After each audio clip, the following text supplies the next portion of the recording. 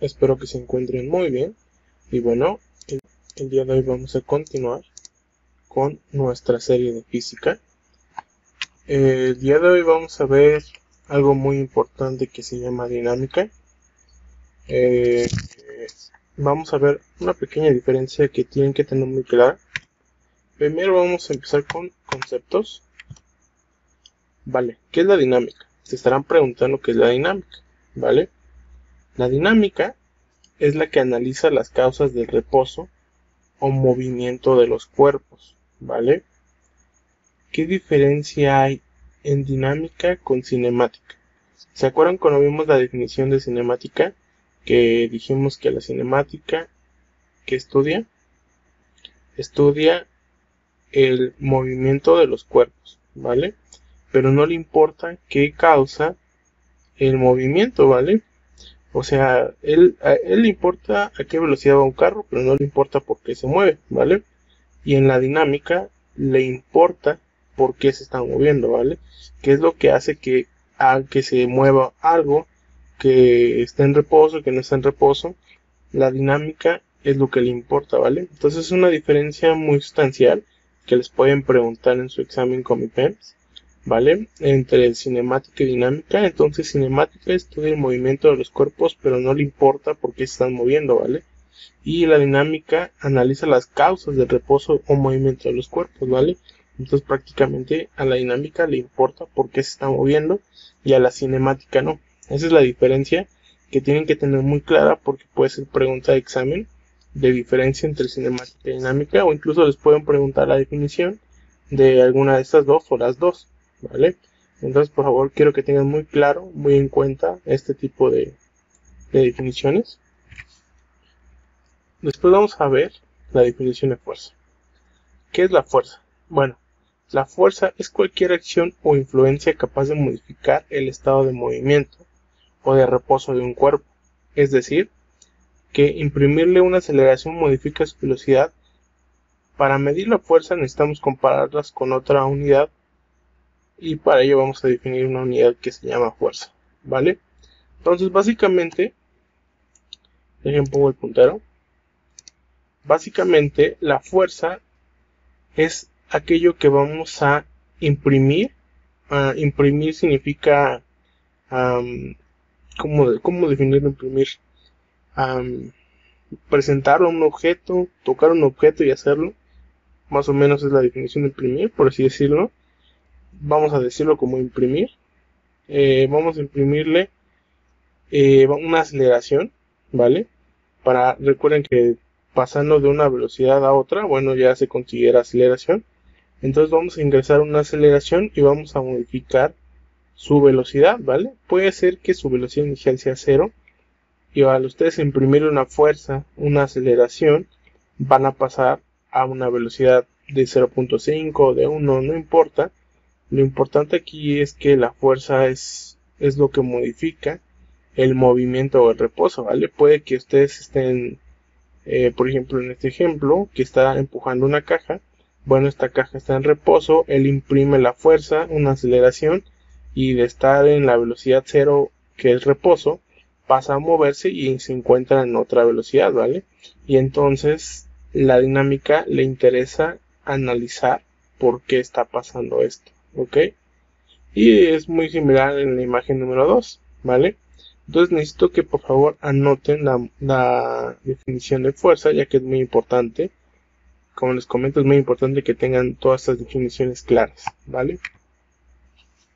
Ok, después vamos a colocar algo que se llama magnitud escalar, que ya hemos visto esta definición en anteriores videos. Pero bueno, vamos a definirla otra vez. Esta es aquella que queda completamente definida por su magnitud, en la cual se forma por un número una unidad correspondiente, ¿vale? Por ejemplo, 10 kilogramos de tortillas, 5 litros de leche y 10 toneladas de cemento. Esos son ejemplos de la vida diaria, ¿vale? Entonces, más que nada, el número, pues por ejemplo en este caso sería el 10 y la unidad sería el kilogramo, ¿vale? Aquí el número sería 5 y la unidad sería litros.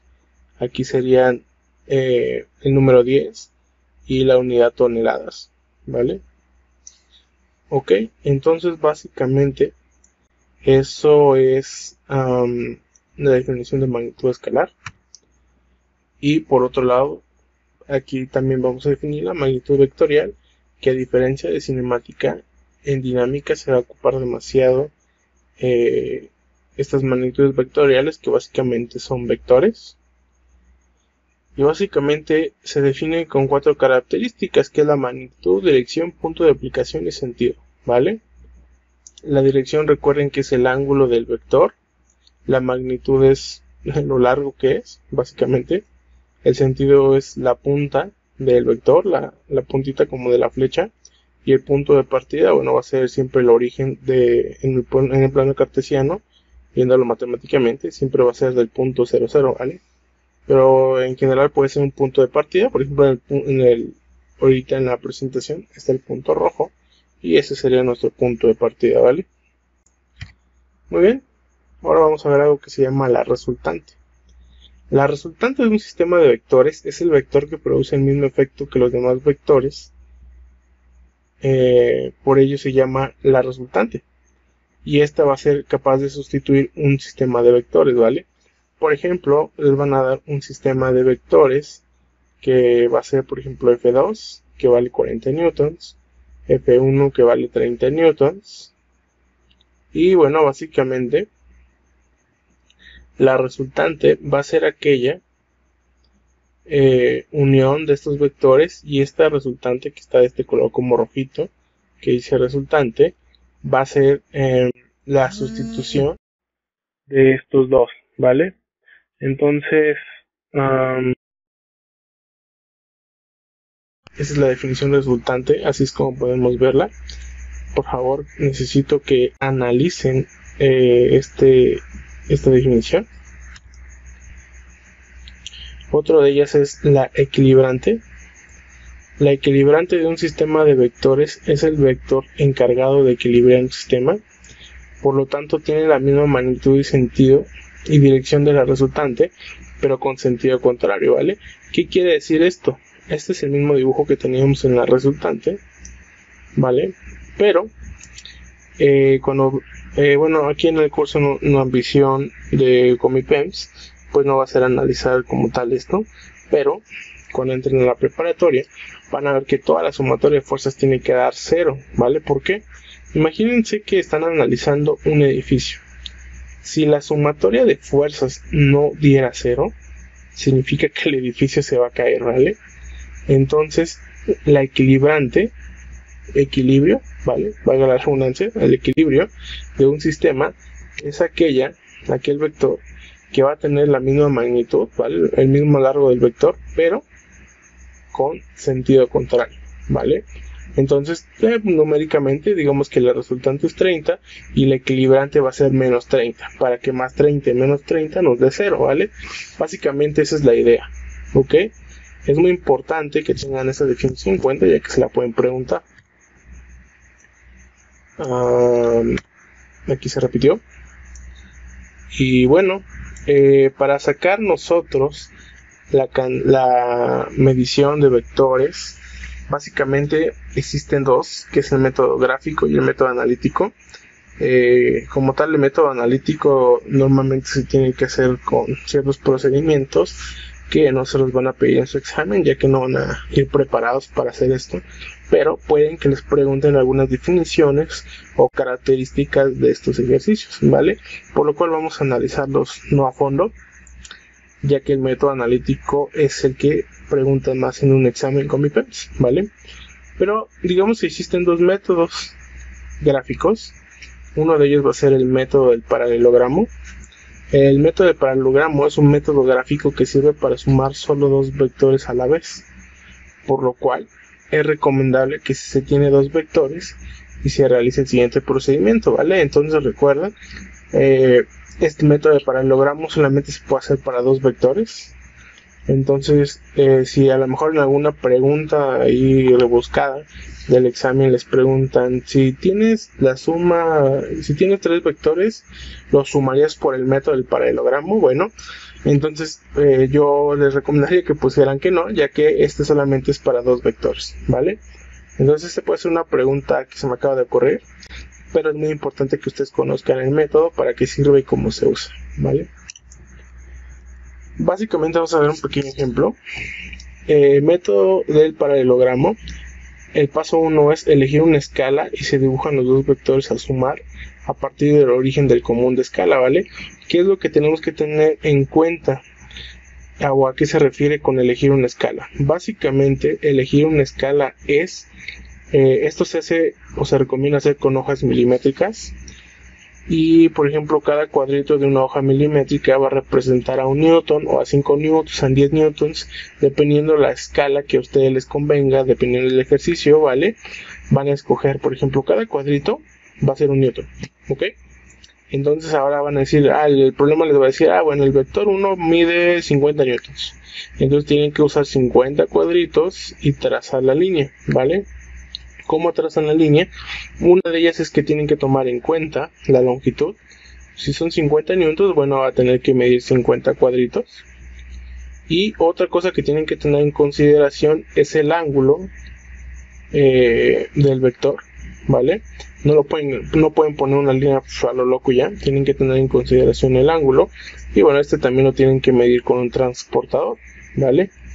Y de igual forma en el vector 2, ¿vale? Una vez que ya hicieron eso, vamos a pasar al paso número 2. El paso número es, se trazan vectores paralelos a dos vectores a sumar para formar un paralelogramo, ¿vale?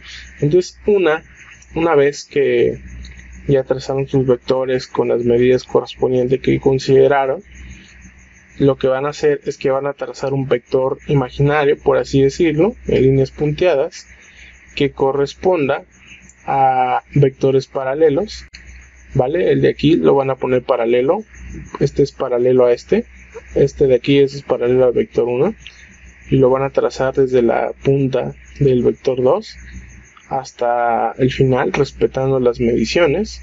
Y de igual forma este de aquí va a ser paralelo al vector 2 con las mismas dimensiones, ¿vale? Digamos que es una copia imaginaria, por así decirlo, y se van a entrecruzar de esta forma. Y de ahí nos vamos al paso número 3. El paso número 3 es, ahora se dibuja el vector resultante, suma de los dos vectores que va desde el origen, ¿vale? El origen es, recuerden, el punto 0, 0, hasta donde se unen los vectores paralelos, ¿vale? Entonces recuerden, el paso número 3 es que desde el origen van a trazar un vector que una las dos puntas de los vectores imaginarios, y en la imagen podemos ver un vector rojo que dice R de resultante, va a ser la suma de estos dos vectores, ¿vale? ¿Y qué es el paso número 4? El paso número 4 dice, se mide la magnitud del vector resultante con una regla, ¿vale? Se usa el factor de escala para escribir la magnitud del vector en sus unidades originales. Es lo que les comentaba. Si ustedes dicen que un cuadrito va a ser 13 milímetros, bueno, si aquí son 70 cuadritos, bueno, van a ser 70 milímetros, y eso va a ser equivalente a la escala que le hayan dado. Por ejemplo, cada cuadrito es un newton, bueno, van a ser 70 newtons, ¿no? Y también tienen que medir su dirección con el transportador, ¿vale? Recuerden que van a partir desde el punto X, van a agarrar su transportador y van a medir el ángulo, ¿vale?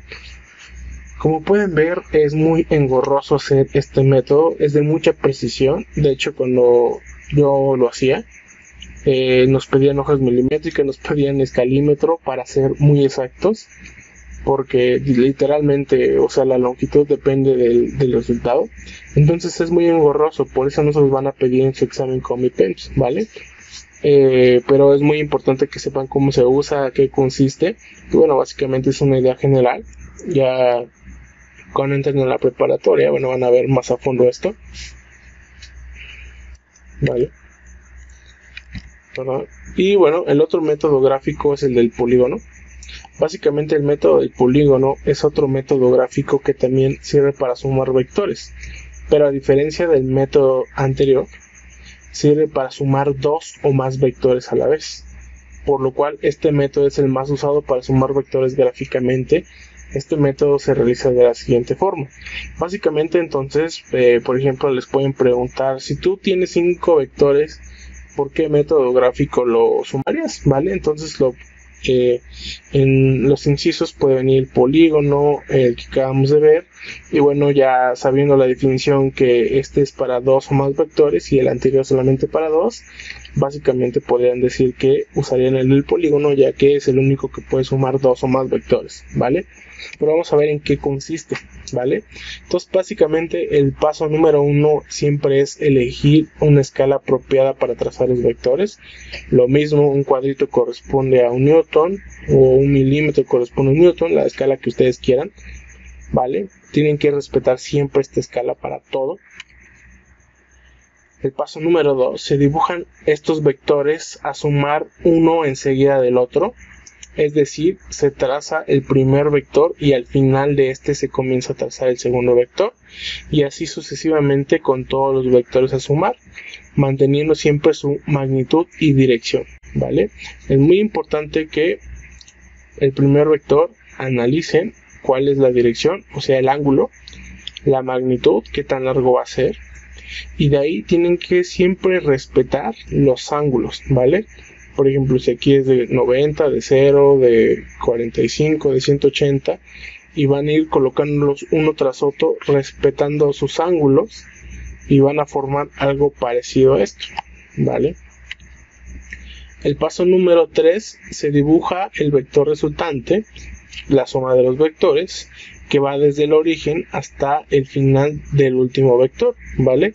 Entonces a partir de la coordenada 0, 0, del punto 0, 0, ¿vale? Como en el punto rojo que tenemos ahí, van a dibujar un vector que parta desde ahí hasta la punta del último vector que unieron, y esa unión va a ser la resultante de los vectores, la suma de los vectores, ¿vale?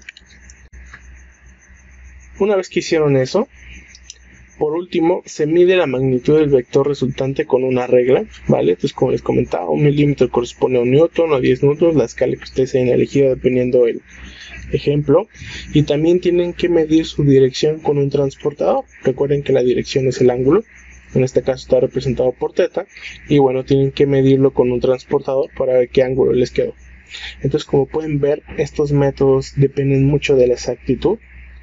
Entonces por ello es muy importante que tengan claro que solamente importa que tengan conocimiento de ellos, de qué se tratan, cómo se ven, pero no los van a hacer en un examen, ¿vale? Porque no nos dejan llevar el material necesario para este. Por ello es muy importante solo que tengan las definiciones, y como les comento, posteriormente van a ver cómo se relaciona esto, ¿vale? Y vamos a ver el método que sí podemos hacer, que es el método analítico. El método analítico consiste en que se descompone el vector de sus componentes rectangulares en x, y, aplicando las funciones trigonométricas de seno y coseno, donde alfa es el ángulo, ¿vale? Entonces se acuerdan que, por ejemplo, tenemos un vector que en este caso está de color rojo, tenemos un ángulo representado por alfa, y recuerden que este vector, si ponemos un espejo, por ejemplo, aquí, se va a proyectar en el eje X, y si ponemos un espejo aquí, se va a proyectar en el eje Y, ¿vale? Esos vectores auxiliares, bueno, están representados por las ecuaciones en el eje X, o sea, Px es igual a P, el valor del vector, por el coseno del ángulo de alfa, y en Py es P por el seno de alfa, ¿vale? Tienen que tener muy en cuenta esas dos ecuaciones, ya que les va a ayudar demasiado a encontrar los resultantes de las fuerzas, ¿vale? Vamos a ver un pequeño ejemplo. ¿Qué dice el ejemplo? ¿Cuál es la magnitud de la fuerza resultante aplicada a un cuerpo si se ejercen dos fuerzas? Fuerza 1, 30 newtons, 90 grados, y fuerza 2, 40 newtons, 0 grados, ¿vale? Entonces, ¿qué es lo primero que tenemos que hacer? Lo primero que tenemos que hacer es dibujar el vector. Nos dice que fuerza 1 va a valer 30 newtons a 90 grados, ¿vale? Si recuerdan las clases de matemáticas, 90 grados es un ángulo cuadrado que está aquí, se ve claramente. Estos son 90 grados. Y en este ángulo tenemos que dibujar una flecha, o sea, en el eje Y, que valga 30 newtons, como la que tenemos aquí de color naranja, ¿vale? Y ahora fuerza 2 vale 40 newtons en 0 grados. 0 grados siempre va a ser sobre la línea del eje X. Entonces ahí tenemos que dibujar un vector que va a valer 40 newtons, ¿vale? Y ahora nos pregunta cuál es la resultante. Bueno, para obtener la resultante vamos a aplicar algo que se llama teorema de Pitágoras. Seguramente se acuerdan por las clases de matemáticas. Y bueno, básicamente la resultante va a ser igual a la raíz de f1 al cuadrado más f2 al cuadrado. Y vamos a sustituir, esto va a ser igual a la raíz de 30 al cuadrado, que es f1, más 40 al cuadrado, que es f2. Al hacer estos cuadrados nos va a dar 900 más 1600, y esto va a ser igual a la raíz de 2500. Si sacan la raíz de 2500 les va a dar que la resultante es 50. Aquí me faltó la unidad. Recuerden que la fuerza se mide en newtons, por lo cual la resultante va a ser 50 newtons, ¿vale? Y también nos falta encontrar el ángulo. Este ángulo, ¿cómo es? Bueno, para encontrar ustedes la fuerza en el ángulo, lo único que tienen que hacer es aplicar la fórmula de tangente a la menos 1 de las fuerzas en Y sobre las fuerzas en X, ¿vale? Entonces, esto traducido el problema va a ser tangente a la menos 1 de F1 sobre F2. Y ahora sustituyendo valores, básicamente va a ser tangente a la menos 1 de 30 sobre 40. Una vez que hagan este procedimiento de tangente a la menos 1 de 30 sobre 40, les va a dar 36.8699 grados. Y esto redondeando nos quedaría 36.87 grados, ¿vale? Entonces ya encontramos la resultante de estas dos fuerzas, que es de 50 newtons con 36.87 grados. Pueden ver la diferencia del método gráfico al analítico.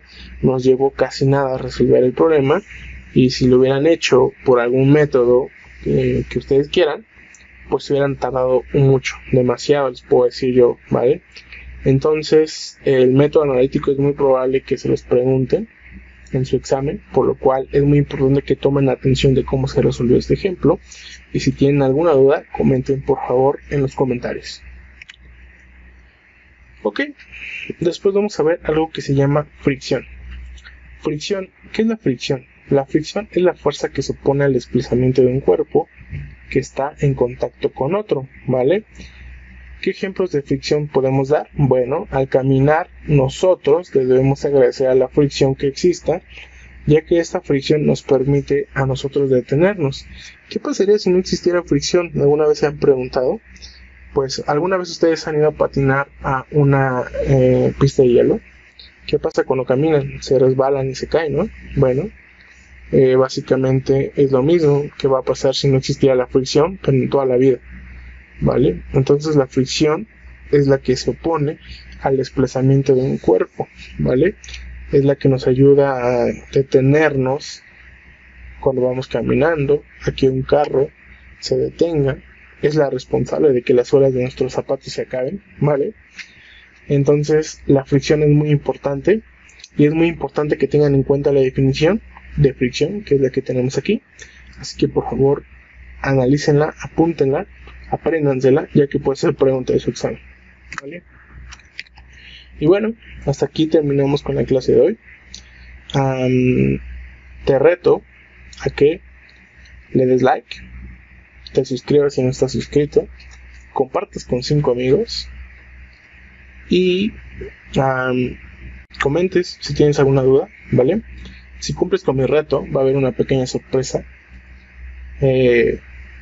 Pues cuídate, nos vemos hasta la próxima clase, y que saques 10 en tus tareas si estás viendo esto para un examen con mi PEMS, o si vas a hacer tu examen con mi PEMS, pues analiza todo, apréndetelo, y que saques 128 ciertos.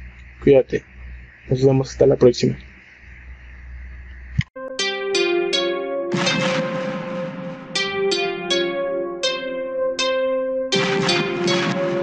Eso es 2020. Bass 9, Grizzly, rompiéndolo. Sí. Yeah. Yeah. Yeah. Yeah. No solo el pistolón, ¿qué? a su lado convoy. Arsenal de guerras, balas como dientes, no tengo un pelotón. Nah. La dame una explicación. Tu justificación para no terminar tu existencia en este minuto, cabrón. 1000 veces quise salir de donde empecé. 1000 veces me puse metas que no alcancé. 1000 veces en el camino me tropecé. Y te juro que esas 1000 veces me sacudí de pie. Dicen suena bien, eso júzguelo usted. No me pongo medallas que sé que nunca me gané. Sé que mejor me fue, que no lo aproveché. Solo queda una bala, juegas, vamos a ver quién es quién. Ahora quiero gastar dinero en lo que no compré. Vamos por todo, fuego, agáchense al suelo. Tengo el pastel completo, ya no hay más nada que hacer. Tú en el anonimato por siempre jugar a perder. La última bala, solo una bala. Está cargada. La última bala, una más que solo una bala. Está cargada. Dime. La última bala, te atreviste a juzgarme diciendo no lo lograría. Ahora descansa en paz, yo me encargo de tu familia. Mi flow es asalto puñetas, la música traigo en las venas. Mamá no me dio a mí el talento, papá no me dijo cómo debía hacerlo. Desde abajo empecé, ahora distinto me ven. Me subestimaron, de mí se burlaron, ellas en sus sábanas quieren que esté. Pero de este show yo tengo el control. No falta Gucci, Versace, no Louis Vuitton. Me sobran razones en esto, no voy a 100,000. Yo le tiro al millón, cause this is my ultimate fucking show. Cuando yo caí me levanté, sé que con los sueños no lo alcancé, pero esta vez lo conseguiré. Siempre quedo listo por encima, no me importa para nada ya lo que venga. Siempre pa'lante, no hay quien me alcance. Pa' encima, hasta la cima. Cuando llegue el día de mi partida, yo no quiero flores, no demuestre sus falsas acciones. La última bala, solo una bala. Está cargada. La última bala, una más que solo una bala. Está cargada. Dime. La última bala, te atreviste a juzgarme diciendo no lo lograría. Ahora descansa en paz, yo me encargo de tu familia.